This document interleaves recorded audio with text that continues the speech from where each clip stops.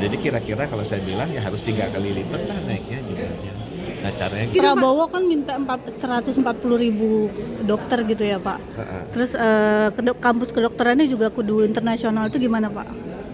Saya sih merasa bahwa dokter kita punya 2 masalah.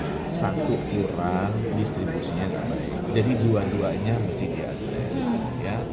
Kenapa? Ya contoh yang paling jelas aja sekarang kan SIP dokter ada 3. Itu 3 artinya, praktek maksudnya Pak ya? Iya, 3 praktek di tempat yang berbeda. Ya, wartawan kan nggak boleh kan kerja di mana, Kompas kerja di Detikom, kerja di mana gitu kan nggak boleh. Kalau dokter itu kenapa dibikin 3? Karena kurang dokternya. Jadi kira-kira kalau saya bilang ya harus 3 kali lipat lah naiknya jumlahnya. Nah caranya gimana? Ya Pak Prabowo juga udah lihat itu bahwa jumlahnya kurang.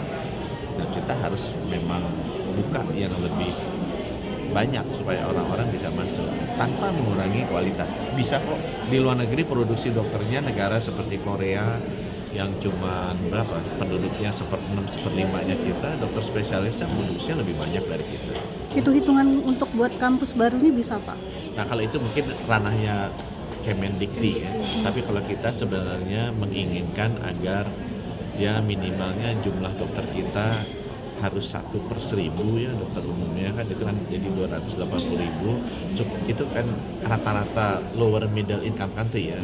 Tapi kalau rata-rata dunia kan 1,76/1000 itu dokter-dokter yang ada di World Bank sama WHO ini ya seperti itu. Pak nyambung dong Pak yang soal insentif 30 juta. Iya Pak, udah belum sih Pak? Itu aja Pak. Insentif Pak.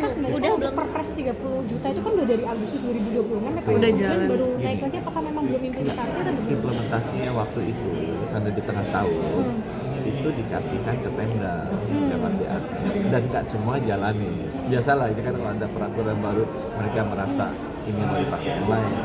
Tapi yang tahun ini Januari ini langsung dari kita gitu. Kita perbaiki juga kan. Ini kan tadinya anggaran itu kan ada yang langsung dari Kemenkes, dari pusat, ada yang kita alokasikan lewat pemerintah daerah yang namanya DAK itu. Nah, waktu tahun lalu tuh masih dimasukkannya lewat DAK. Nah, begitu lewat DAK, ya ada nggak lancar lah penyalurannya karena mesti melalui pemerintah daerah. Tapi yang tahun ini Januari ini langsung masukinnya. Sudah ada berapa dokter Pak yang ternyata yang dari Kemenkes? 1.500 tuh. 1.500. Ini per Januari ya, Pak? 2026 ini ya Pak ya? Fasilitas kesehatan primer ya Pak ya? Tapi sekarang kalau dari pendanaan total di Kemenkes berapa persen sebenarnya Pak untuk primary health ini? Ini sekarang 30-an, 30 sampai 35%. Tapi dulu waktu mulai masih 10%. Apakah kemudian ini bisa memperlihatkan kalau ini kan porsinya masih lebih banyak di yang untuk kesehatan primer ya Pak? Betul. Nah ini bagaimana sih komitmennya atau gitu Pak untuk penguatannya? Memang kita harus apa ya? Sekarang dengan ada itu di luar pinjaman World Bank. Pinjaman World Bank ini kan kita juga memperkuat semua alat-alat kesehatan itu.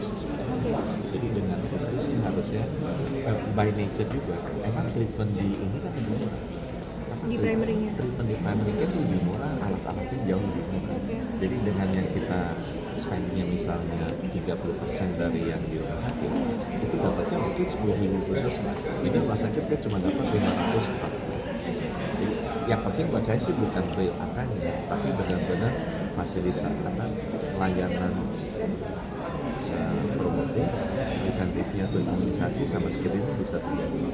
Kan mungkin sekarang dari saya tadi kan ada untuk dorongan kebiasaan hidup sehat itu kan termasuk penguatan Itu yang fungsi. penting sekali. Nah regulasi tapi yang sekarang ini kan soal cukai BDK, cukai rokok itu pun sebenarnya masih secara politis kan belum jauh. Ini kan ada hal yang memang apa istilahnya contentious lah, misalnya rokok, gula, narkoba. Tapi kalau saya lebih percayanya gaya hidup kebiasaan tuh nggak bisa dipaksa. Teman-teman kan ngerasa juga kan dipaksa sholat sama ingin sholat sendiri itu beda.